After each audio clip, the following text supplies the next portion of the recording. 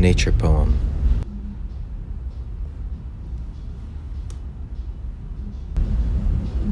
by Tommy Pico. When a star dies, it becomes any number of things,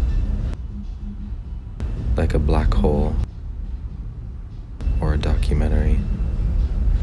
The early universe of our skin was remarkably smooth. Now I stand in a rapidly dampening Christina Aguilera tea. The first stars were born of a gravity, my ancestors. Our sky is really the only thing same for me as it was for them, which is a pretty stellar inheritance.